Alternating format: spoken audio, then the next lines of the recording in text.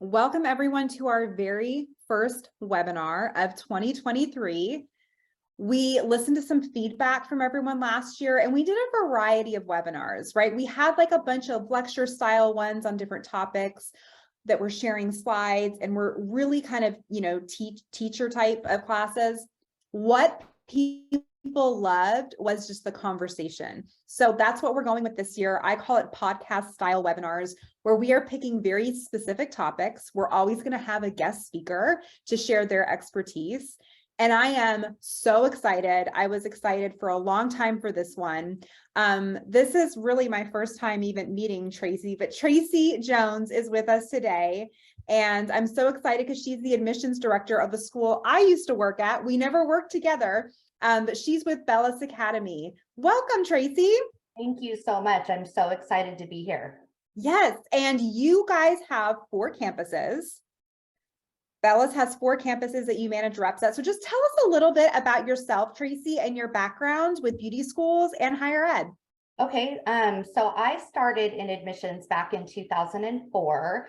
I had never really heard about admissions. I was a retail sales manager for many, many years and decided to get out of the retail and get a regular job, right? So I came into a school, Westwood College in California, started as a rep, worked my way up, became an executive rep, became a regional trainer for them.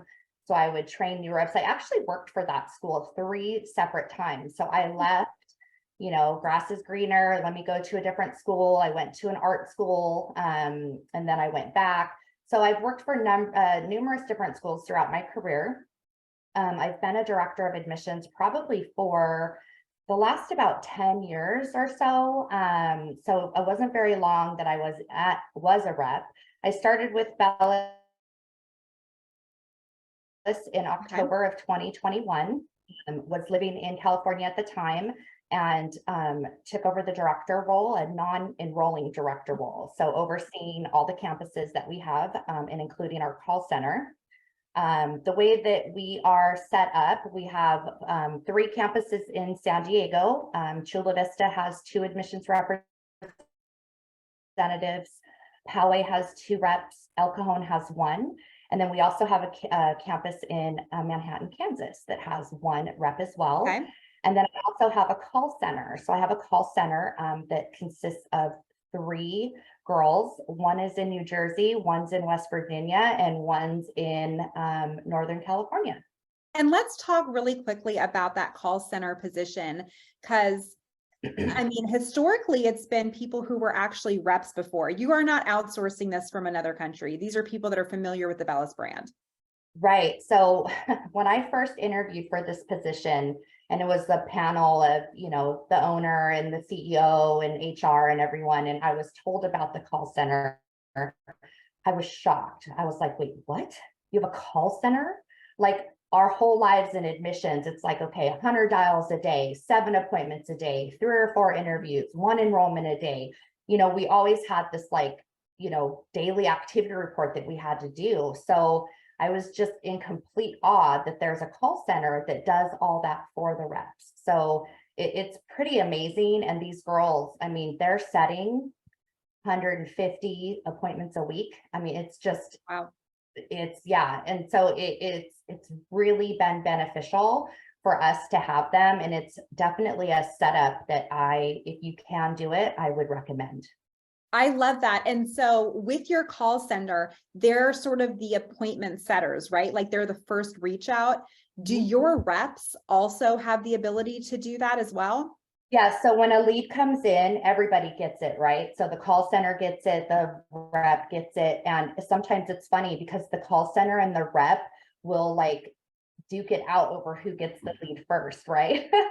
Right. So, that's what normally happens. And the call center doesn't just set appointments. They're also, they're admission support. That's what they're called. Okay? So their job titles is admission support. So they not only set the appointments, but they also help with follow-up. They help with anything that an admissions rep needs. For instance, I just had a representative leave us in the Poway location, And in the interim, while I'm hiring or interviewing, hiring, and training, one of my call center girls has taken over the rep role and has enrolled almost 20 people on her own for the upcoming start. So that's Wow. a thing that they do as well, on top of paperwork, addendums, covering. And then they reach out to old leads in the system in your CRM as well. Yes, so we do call campaigns, we do follow-up campaigns. So Wendy, she's my call center supervisor. Mhm. So when I started, it was just 2 girls, and then I added a third, and then I actually promoted Wendy. So Wendy, even though I oversee that department, they go to her for things, right? And she oversees them, and she's the one that meets with them daily, gives goals, and splits up call campaigns, that kind of thing. Awesome. So Traci, I do want to get into sort of how the staff is organized, but before that, I want you to tell us a little bit about the Bellus brand. And, you know, it's world renowned. A lot of people know it. Why, you know, tell us a little bit about sort of who Bellus is and why that's so important in this industry. Of course, you guys are led by a wonderful leader, president of the school as well. Right. So yeah, Lynelle has definitely taken a lot of her time and energy and put it into this brand, you know, as well as her Beauty Changes Lives and the scholarship programs and everything that she does with them. You know, she brought in Erin Vargas, who is now our CEO, and Erin has brought in a lot of very talented people to uplift this brand, right? I mean, we're already known, everybody, you know, in that San Diego area knows Bellus, but taking it to the next level. So that's what we're doing in regards to our talent outreach, growing population, you know, creating new jobs, right? I mean, there's jobs here that weren't here 2 years ago, right? When I started. Yeah. So I think that's the biggest thing for us, is just the continued growth. I think that's great. Bellus is also sort of a leader in this beauty school space. It's very well known. One of the reasons I bring this up is because you guys have been longtime members of Beauty Schools Directory. And, you know, we do case studies on lots of the schools who work with us. We always tell people to shoot for like a 3% conversion, specifically with our leads. They're very, very cheap. The cost per enrollment ends up to be under $1,000. It's very worth it for schools to work with us. I say that to say you guys have almost like an unbelievable conversion rate with Beauty School Directory leads. I don't think that has anything to do with the lead quality specifically in your area. We see our lead quality kind of being the same across the board. Why is that? Why is your admissions? What is so great about what you guys are doing that you guys can convert our leads at nearly 10%? So I'll tell you, there's a number of things, and it starts with our girls in admission support, right? So they are the first contact. We do have a nurturing campaign set up because, you know, people don't like to answer their phone, but they'll answer a text. They don't reply to email, but they'll reply to a text. So I think it starts with that, and partnering with our marketing team, making templates and sending out the nurturing campaign, right? So it's a call, it's a text, a day later, it's something else, you know, sending like, hey, you know, we have this happening at campus, or we've got this going on. I also think that it's my reps follow up. So, you know, that's something that I really pride myself in, is in my training and develop of my reps, is the ability to follow up and not let anybody kind of fall through the cracks. Yeah, I think that's great. I appreciate you sharing that. So for this first section, we got the background stuff out of the way. We're going to be talking about a few things today, just so everyone knows. I have it broken up. We're going to talk about specifically hiring, because we're talking about managing multi-campus. So I have a few questions with hiring. Then I'm going to talk about some questions specifically about the staff and how the Bellus team is staffed, and any sort of advice that Traci can give us there. We're going to talk about goal setting, which I think is so important for beauty schools. And then just some overall random questions. And we're going to try to leave a little bit of time at the end for you guys to leave questions. Reminder at the bottom, click chat if there are things that pop into your head. If you want to agree with something, if you have a question, feel free to type it in there. All right, let's talk about hiring. So right now, Traci, there's a lot of I would say, hurdles in higher ed, specifically beauty schools, what I hear is that admissions reps are quitting left and right. How has turnover been at Bellus? I mean, I'm sure you guys haven't been immune to that. So how has turnover been at Bellus? And then how are you guys dealing with that? So to be honest with you, the turnover has been pretty high here. It's interesting because right when you think, oh my gosh, this is it, this is my team, we're going to do it. And then the next thing you know, you've either got to let someone go for, whatever reason, right? There's so many in admissions. So yes, I have had quite a lot of turnover. See that, guys? Bellus is just like us. I know People quit, people need to get fired. I mean, it happens. Admissions, right? it really is a revolving door. And it's really unfortunate because, right, you want to have a solid team, you want to build relationships, you want to have the ability to move forward and project goals and not have to be like, oh my gosh, this campus may not make goal because now I've got to, hire someone and that's going to take 2 weeks, then it's going to take 2 weeks to train them. Thankfully for me, when I do lose a rep, there's not a lot of a backlash for it because I do have an amazing admission support staff that can step in and can do phone interviews, enroll over the phone, enroll through email, that kind of thing. So it has definitely been a struggle for us. So where have you guys looked to hire? Are you looking on LinkedIn? Are you looking for experienced reps? So both previous to this last person that I needed to replace, it's been all LinkedIn and Indeed. Okay. But because of the new laws in California with the salary disclosures, I couldn't post on LinkedIn anymore because I was just doing it myself. Like, hey, I'm looking for someone. So it has to be more official, right? So it has to come from HR. So we do everything, everyone that I have hired so far has been from Indeed or an internal candidate. Okay, great. And are you looking for people who are experienced in the admissions field or people who have sales experience or someone who's a beauty school graduate? Who's your ideal admissions rep? Jen. So, it changes, to be honest with you, because back in the day, it was like, oh my gosh, this person has, 10 years experience. Well, then you hire them and then they bring all their bad habits with Old them. habits. Yes.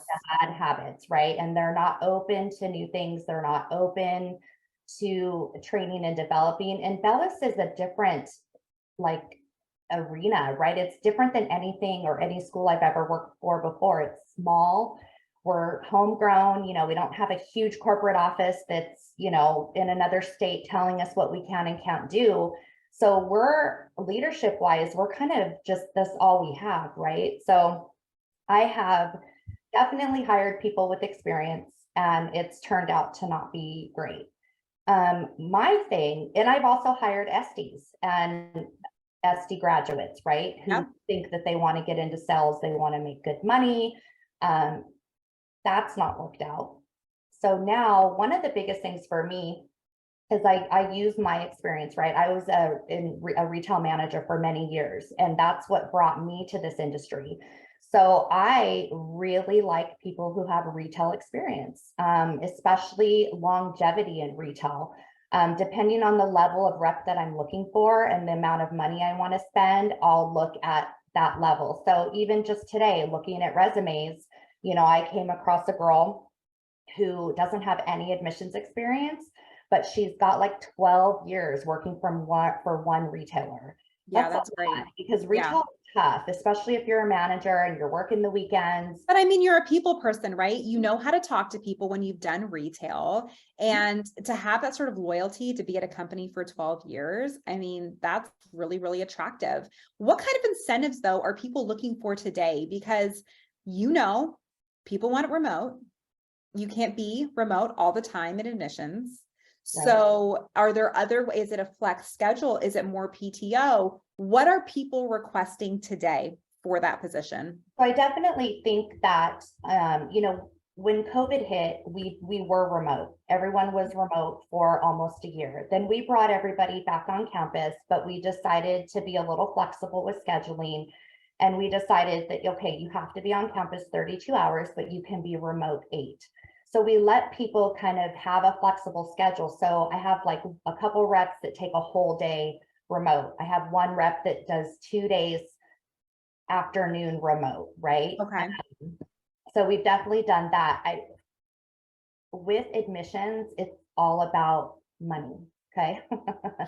So when it comes to time for reviews, the typical 3 to 6% increase is not going to do it. They want 10, 12, 15, you know, they want to make money that we made, you know, 10 or 15 years ago, and they don't understand. I mean, Tracy, they can't get bonus anymore. So they're looking for a higher salary. That makes Well, sense. here's the thing, these girls or our team members now, if they haven't been in the industry for as long as we have, they don't know what it was like. They don't know the amount of money, the bonuses, the grad bonuses, the trips we used to take, like all the stuff that we did before it was deemed illegal, right? Or Sure. not in compliance, right? Yeah. So it's funny because we'll get on calls and we'll be talking about that kind of stuff. And I'm like, you know, I try not to do it a lot, but I find myself saying, well, when I was a rep, and then Wendy, who was in my call center supervisor, she's been with Bellus for like 15 years. She's been a rep at every campus. She's had Yep. every position. So I'm like, you know, back in the day when we had lead cards and we had the phone and no text messages, we didn't have a CRM, you know what I mean? Yeah, Like, sure. you gotta appreciate what you have because it's not going to be better anywhere else. Yeah. Well, you know, it's funny. So what Becky's an admissions, a corporate admissions director, she just wrote in the chat that schools don't pay enough for admissions. And I think she's right. I think that schools, you know, they're constantly complaining about not having good reps and people quitting. I'm so sorry to break it to you. You have to pay them a lot of money. You do, if you want to keep them. You really do. And I mean, to be honest with you at this point, I think Bellus is very fair in our compensation to our reps.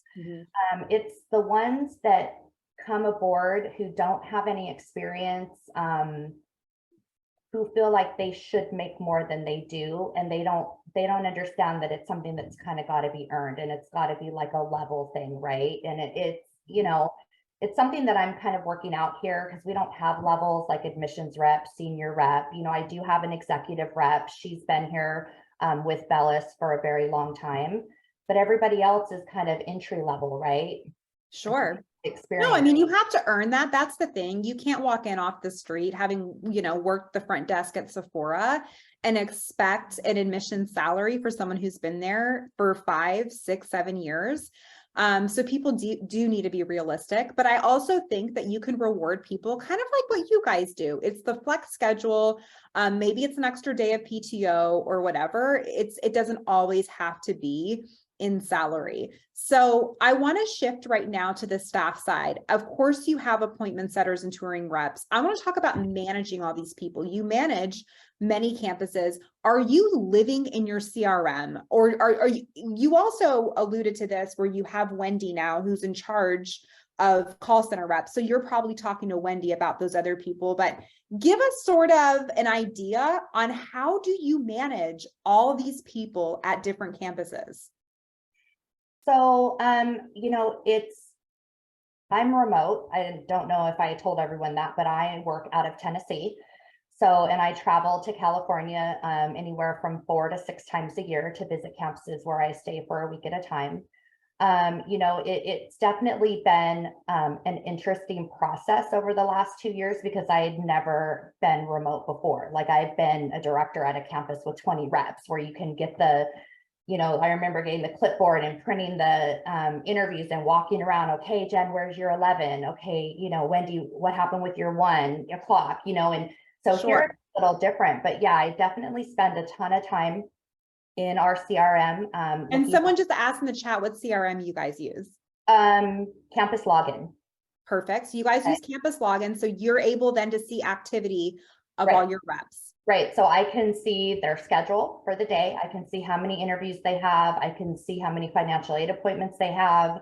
I can also run an activity report that tells me how many activities they had for the day, like phone call, email, text, financial aid, appointment, enrollments. I mean, there's like 15 different ones that are in there. So you're able to see this, but are you having daily check-ins, or are you having, you know, twice a week calls? How are you making sure you're communicating So with what I do is every Monday at 9 a.m. we have an admission Zoom meeting Okay. where everyone's on, cameras on. Normally I have a list of things to go over with them. It could be anywhere from, making sure that they're entering people in, updating their Blackboards, whatever it may be. I have my one-on-ones with my boss on Friday. So anything that her and I go over, I'll go over with my team. I open it up for them to talk to me about any concerns they have at their campus, any questions. So that's every Monday. I also every morning send a forecast email. So like, for instance, this morning I labeled it like 2-8 forecast. And then I say, great job yesterday. We ended with, 9 enrollments, 5 for February, 4 for March, because we run multiple run rates because we start once a month. And then they all reply what they forecasted for the day. And then we all just kind of chime in like, great job and way to go, something like that. Yep. And then I have 2 screens set up at my desk. One of them is open and it's Microsoft Teams. It's open all day. So if my rep needs me, they get responded within minutes, if not seconds, because it pops up. Obviously my cell phone as well. And then I also schedule one-on-one. So after every start, each rep has a 1-hour one-on-one with me where we discuss anything that they want and we talk about the start previous. Fantastic. I love that. I think that COVID kind of forced everyone into doing these, Zoom calls and kind of being more comfortable with that. And that is stuck in this environment. And I think that, yeah, that's fantastic. You can work remotely, right? You can work remotely and effectively still lead a team from across the country. I want to talk when it comes to the staff, when is it time to add a rep to a campus? When I worked there was only one person at El Cajon. So obviously something happened where a population went over, or maybe it's the lead number. Maybe you can explain to me what is Bellus's philosophy on when is it time to have 2 reps at a campus versus 1? When should we add another? So our highest performing campuses are Poway and Chula Vista. They're the biggest campuses. They hold the biggest population, right? El Cajon is like the little engine that could, right? It's there and it's doing okay, but we're definitely focusing all of our efforts into growing that population. We did at one point add a second rep to El Cajon. I had her part-time call center and then part-time rep. But the rep that I had there left, and then that one just took her spot. And we made the decision at the time that we didn't want to put a second rep there because we couldn't justify another salary, right? Because we need to get the population up. So that's the thing that we look at as we look at our forecast. We look at our current population, our LOAs, our grads, our new starts, our goals. We do the start math, we come up with that, and then we add accordingly. So what do you think, which by the way, this webinar is for beauty schools. What is a good number for, if a school has 150, is that about the time that you start to add someone like 150 for 1 rep? What does that population look like? Do you have a number in your mind? So I do. If we were to use like one of the lower volume campuses, I think once we got that campus to a population of about 2 to 250 is where we would probably put a second rep in. Okay, that's really good to know. And then of course, a lot of it can just be lead flow, right? I mean, you guys have so many people in call center, and that's based on the volume of leads you're getting. Right. Got you. Okay. Poway and Chula Vista definitely get double the amount of leads of El Cajon in Kansas. And we're working to fix that. We just did start with a new marketing company, and we meet with them once a week and we discuss performance. We talk about lead quality. Wendy's on that call as well. We talk about all of that. And so it's funny that you bring it up, because just recently we've said, take some money away from Poway and Chula Vista and put it into El Cajon in Kansas, because we've got to get the leads higher. Because if one campus is getting 140 leads and then one campus is only getting 35, you're going to see the difference in population, right? And so we need them to be leveled out a little bit if the expectation is for one campus to be level with the other two that are higher performing. Sure. I mean, it's almost unfair to tell all your reps to have all these same goals for appointments, you know, for enrollments. If the leads are double or triple at a campus, I mean, something's got to be done accordingly there. So that's actually a perfect segue into the goal section that I want to talk about. I think this is where we're going to get lots of questions, because it's one of the top questions that people ask on our webinars is, they always want to know, like, what are those goals? What are those benchmarks you should have for people? Is it, you know, are you expecting things from your reps? Half of them need to be toured, you know, half of those people need to be enrolled. We want conversion rates at 20%. What can you tell us about your standards for benchmarks? So because I have been in this industry for as long as I have, you know, I use a lot of old school start math, right? Okay. So whenever our lead report comes out every Monday, it'll tell me how many leads we got for the week previous, right? So then I take that total and I say, okay, we've got, you know, let me give you an example. Okay, so for instance, you know, let's say we got 256 leads for the week and we set 130 appointments total, okay, across the board. So that's 51% of our leads set an appointment, okay? Now, out of the 130 appointments, 89 of those showed to interview, okay? So that's 68% of the appointments we set showed up for an interview, okay? And out of those 89 who showed, we had 36 enrollments, okay? So 40% of our interviews enrolled, okay? And then I look at our lead to enroll. So I take the amount of enrolled and divide it by the amount of leads, and it gives me 14%. So anything over, I think industry standard has always been 10%, right? You get 100 leads, 10 of them should enroll. Sure. Well, I goal my girls with our start goals at anywhere from 15 to 20%. And the interesting thing about Bellus, and this is something that I've never seen in my whole life, is we consistently for the last 2 years have an 85% start rate. So 85 to 90% of the students we enroll will start school, where typically any school that I've ever worked for, it's been like 60, 65% is considered fantastic, right? So that's what's really interesting is if a campus needs to do 40 enrollments, you know, gross, they only need 47. So they don't need 80 to start 40, you know what I mean? And so that's what's really interesting is. So, you know, it's funny you say that, because one of our most viewed webinars last year was on improving the enrolled to start rate, because that seemed to be a growing trend across beauty schools. They get all these people enrolled in school and they get a fraction of them actually starting, which is kind of what you just said.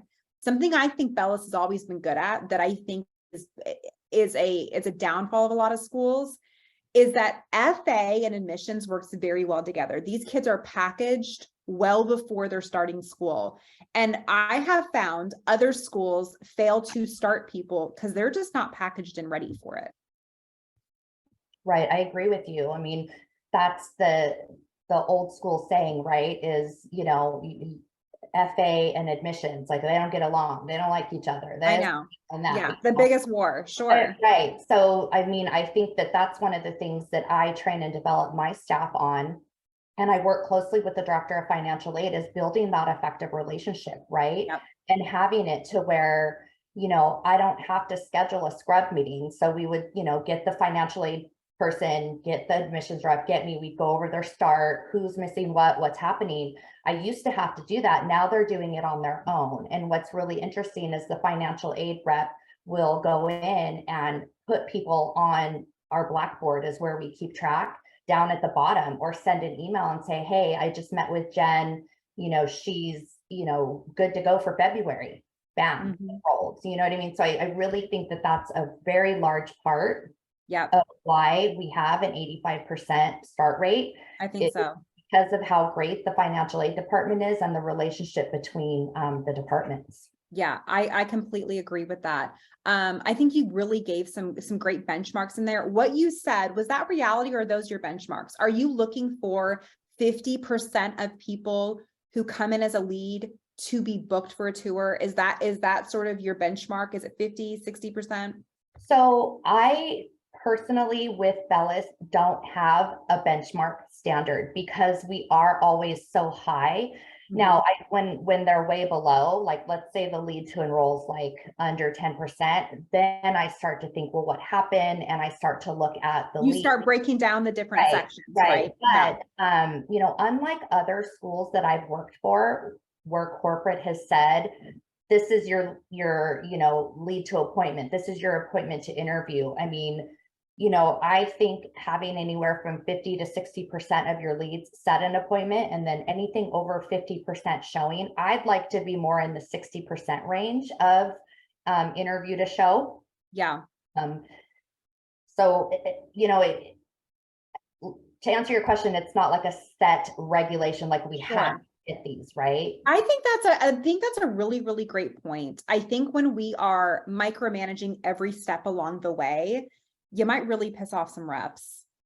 And we don't want to lose them. But what we do need to do is, if their overall conversion is very low, that's where we start taking, you know, the microscope and looking, okay, at what point are we losing them? Are you booking these people and then they're just not showing? Because if so, we need more training on that. Well, and the thing too is, if you have, you know, one campus that has a 70% start rate, and then all the others are at 85, then, you know, you have to look at that rep. And I did, and there was a miscommunication and not the greatest relationship with financial aid. And so that just goes to show you. Yeah. And so we had to work on that, right? And we had to do some coaching and some training and some developing of relationships. And we had team building, right, Traci? Go out and go bowl, go do something. Like, let's make them be friends. They have to work together and enroll people. Right. I think that's great.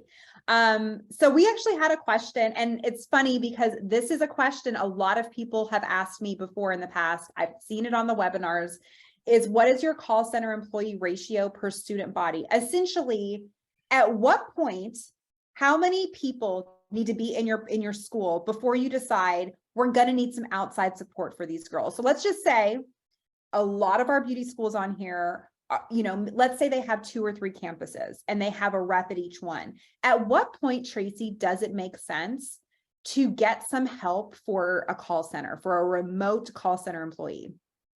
So we here at Bellus don't measure it that way. I have not like dug into it and said like, okay, I need more people. When I first started, I had just 2 girls in the call center.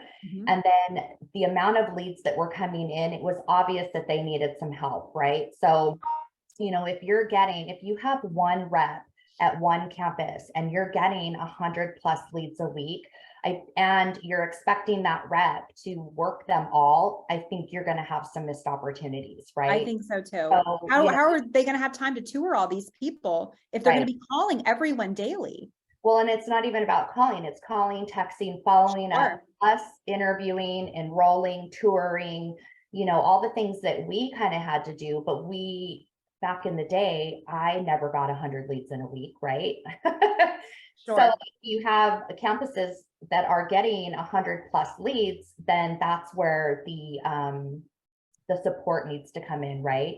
But if you have a campus that's getting 30 is doable, right? One rep could work 30 and then go back into their you know, past leads, their follow-ups, and maintain their activity.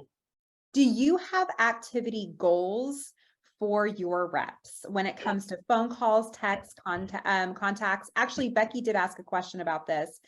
What are the call expectations for the on-ground reps versus the call center reps?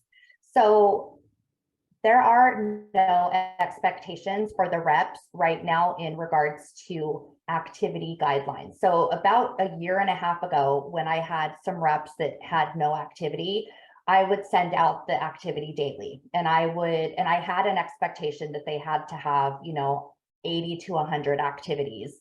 But I have, since those reps are no longer. Explain that. Activities, you mean a text, an email? email, interview, enroll. Okay. All of it, phone call made, phone call completed, and if your guys's CRM is like campus login, I mean, you literally could get like 5 or 6 points off of one person, right? Sure. Text them, you email them, you have a conversation, you set the appointment, and you do the interview. Yeah. You set financial aid, that's like 6 or 7 points for one person. So 100 activities is not hard to get to, right? So the way that I work it is I trust my team to do the activity that's needed to get to their goals. So what I do is every Monday before we have our admissions call, I'll run the activity report for the week prior. And then I make everyone confirm their enrollments, make sure that it matches what I have to what they have. And then we'll talk a little bit about activity. Normally activity is kind of a one-on-one because to be honest with you, I mean, I've got reps that work remote that their activity is just as good remote as it is when they're on campus, like the work ethic, and I think that that's the most important thing. Recently I did have to put into place some goals for a rep because her activity was so low. She wasn't enrolling. She was having some issues. So I did give her the expectation of that I need you to be at 80 to 100 a day. And then I managed that, and we would meet every day at the end of the day. Okay, how was your day? What did you do? What happened with this person? How many people are you expecting tomorrow? So it's just that kind of that one-on-one. I think, and this is the perfect transition to the first question I had for just sort of the rapid fire questions at the bottom of our sheet is, how can admissions directors toe that line of not micromanaging someone, but still keeping tabs on them? I think, Traci, what you're saying is you earn it. Mm-hmm.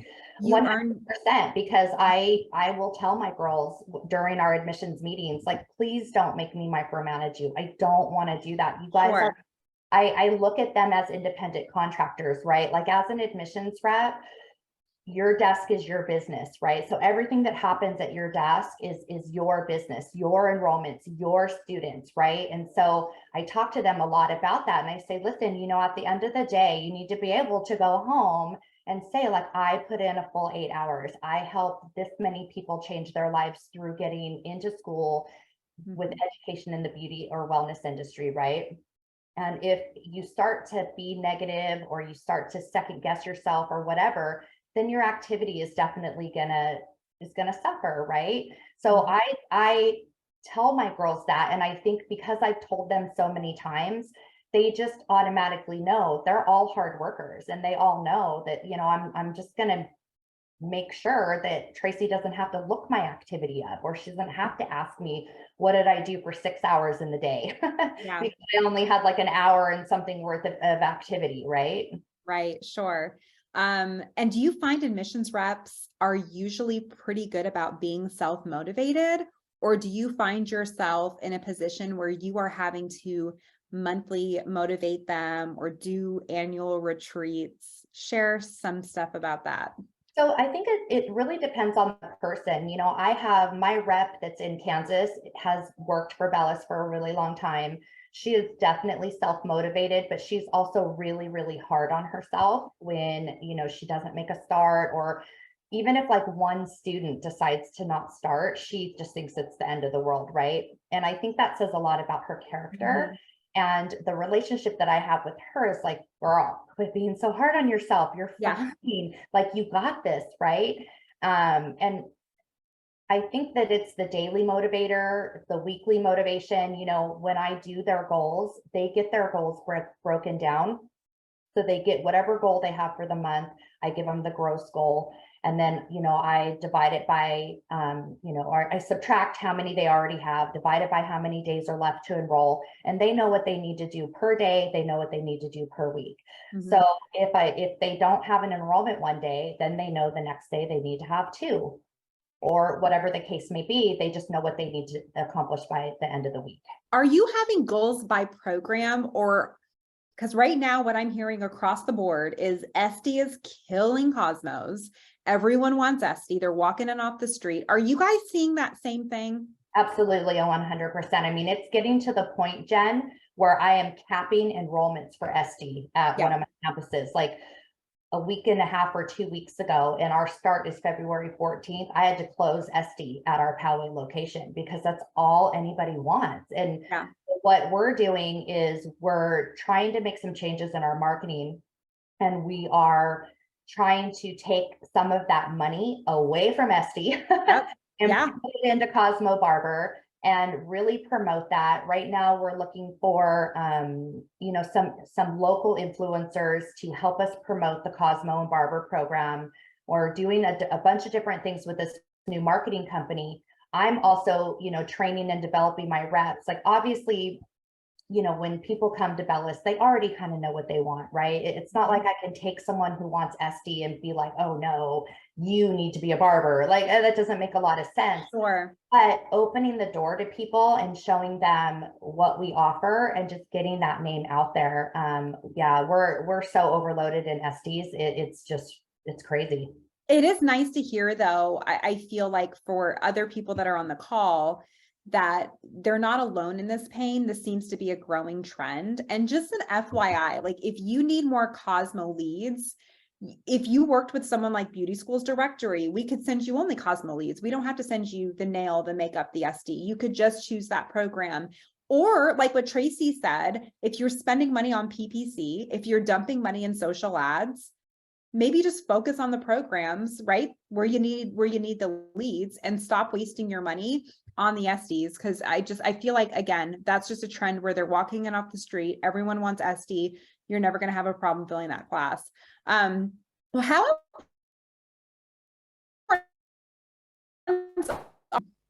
We do. So we meet once a year. We all get together. We do different trainings. Right now, we're doing like trust huddles and leading with trust. So we did that last year. We'll pick that up again this year. My marketing manager is going to be joining us this year. So her and I are going to come up with some really fun things to do that combine admissions and marketing. Great. Also have a ton, I've facilitated and developed a ton of trainings. So all my reps that currently work for me have literally been through all of them. So I was challenged at my last review to come up with some more higher level ones, because we all have the basics, overcoming objections, creating the buying atmosphere, like all the old school, trainings that we've all been through. So what I'm working on now is taking the reps that I have now and doing higher level and doing higher level training, like taking them to the next level, right? Because they all want to make more money, they want to grow, but you got to enroll more, right? So I'm going to teach you how to do that with some of these trainings. So I think that's great. So you guys are doing the ongoing trainings, and your team is also really great about jumping on webinars, all of them. Yeah. So that's fantastic. Like, they're doing that themselves, I feel like, which is great. Right. And like I told you before we even got started, I have a particular girl in the call center who attends all of your webinars. And I've encouraged her to use the information from the webinars that she's attended to come up with some trainings to share with the rest of the team.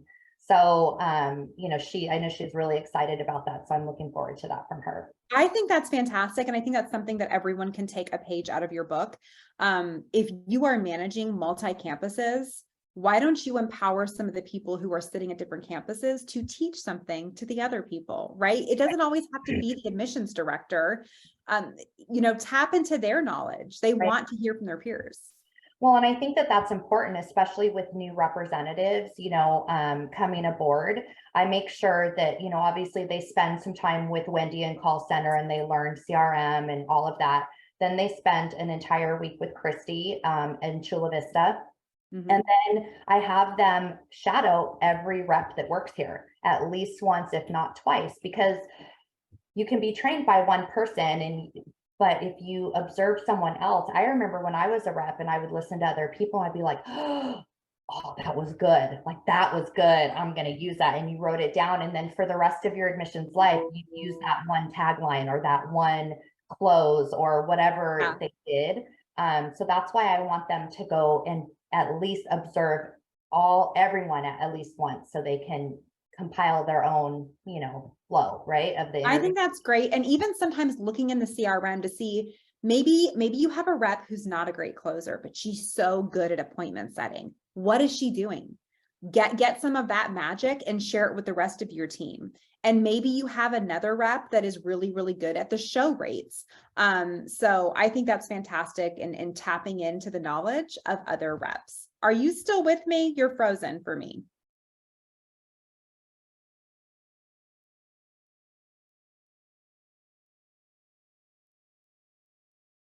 Is it me? Is it Traci? Can someone answer? Okay, it's Traci. Thanks. Okay. Well, we're just going to keep on going. Traci's frozen for all of us. Oh no, Traci, come back. I cannot leave this alone. Okay. Guys, we lost her. Shoot. I'm sure she's going to come back on in just a second. So let's just wait this one out. You know what I'm going to have you guys do right now? We're at 15 minutes left. Thanks for the encouragement. I really need it. Why don't you guys type some questions right now? And as we get Traci back, we can answer these questions. And you know what? I can always take them if she can't get back on with us. We're connecting.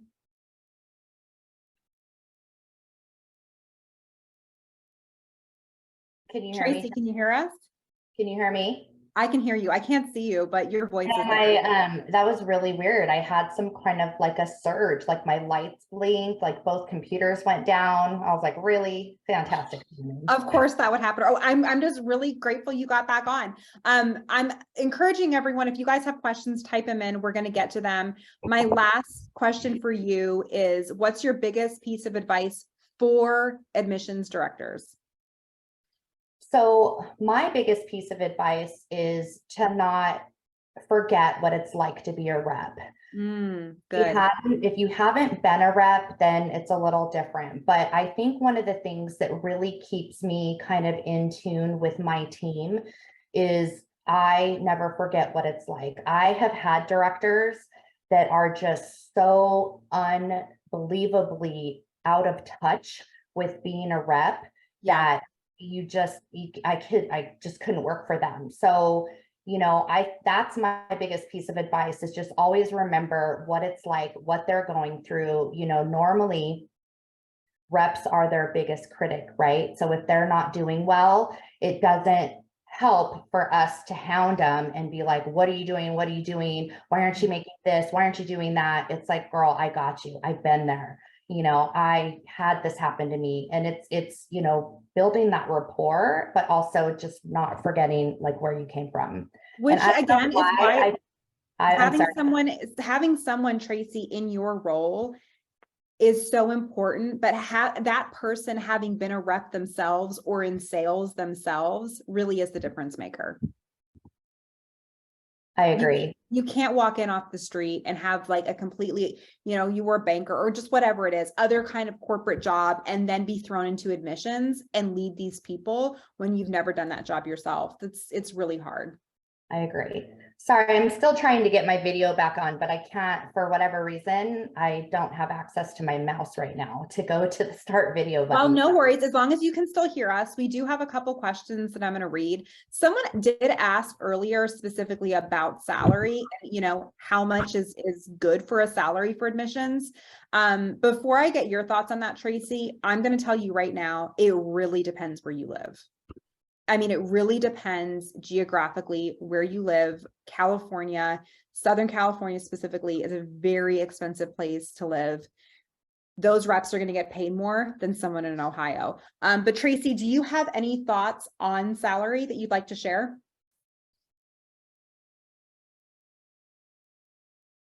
Are you there? Did we lose you? Guys, I'm really sorry that we are stalling out with our guest speaker today. I'm seeing more questions come in. If we can get Traci back, we'll get her to answer. If not, type them and we will send them the answers in our follow-up email. Thank you all for joining us today. I know it was our first one of the year. I am so excited about our guest speaker next month. We're going to have Stephanie Melvin, who used to be the corporate admissions director for Paul Mitchell Schools. She is now with an app called Canvas Me. She's going to be our guest speaker next month. So be looking out for that email, because I think you guys are going to love some of the content we have coming this year. As always, thanks for being a supporter of our webinars. And if you'd ever like to jump on a call with us here at Beauty Schools Marketing Group, I would love to do that. Oh, are we back? Do we get you for a couple more minutes, Traci? Yes, sorry. I had to get my little Surface Pro out, so I'm not sure what's happening. So now you have like a different view. Well, we are wrapping up, so I thought I would ask you the last couple questions. What's the best interview question for a potential admissions new hire? Do you have any go-to questions? Oh gosh.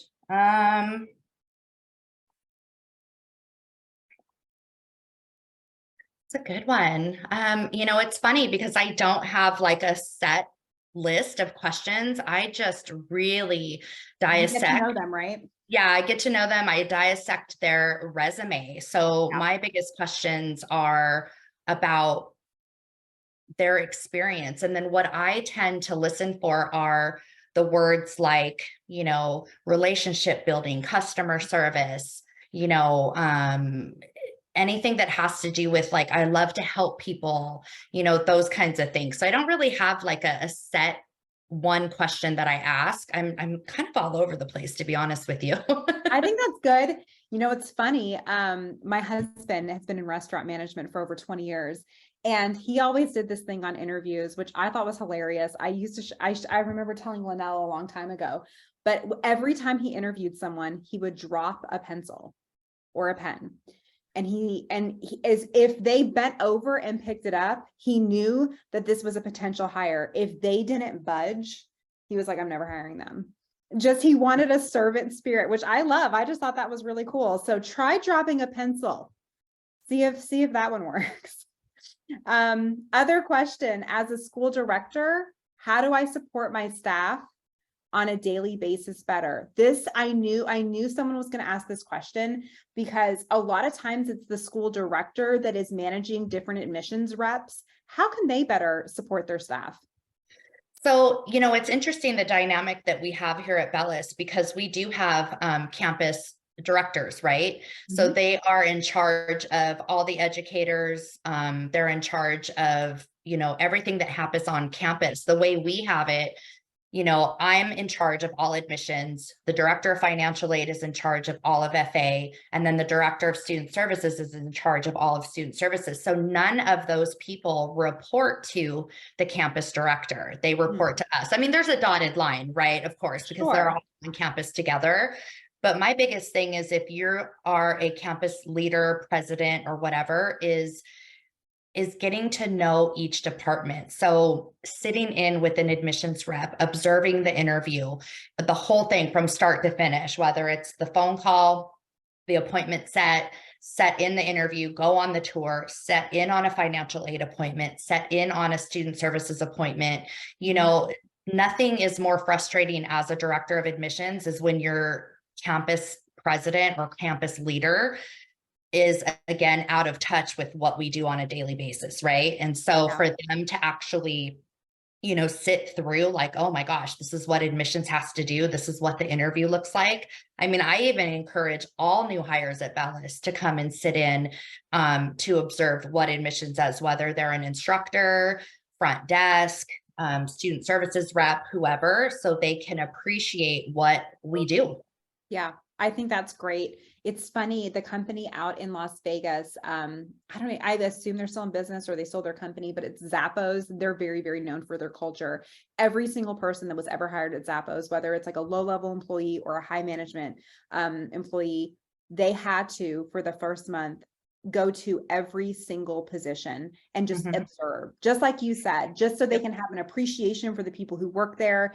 And I think if you directors and presidents of schools saw the types of leads sometimes that come in their slippers, that your reps are trying to enroll and build rapport with people who have so much anxiety they can't even speak, you would be a little more sympathetic sometimes to your reps and what they're dealing with. Today's lead, it's challenging, very, very challenging. So maybe just understanding that and giving them a little grace is the best way you can support them. I agree. Thank you guys so much for joining us today. Those are all the questions we have. Traci, you've been a joy. You've had Thank you. Thank you a so much wealth for of having me. experience. You've had so much really great wisdom to share with our community, and we are so grateful. And we are, of course, grateful to have Bellus as part of our directory, Beauty Schools directory. Thank you all so much for joining us today, and we'll see you next month.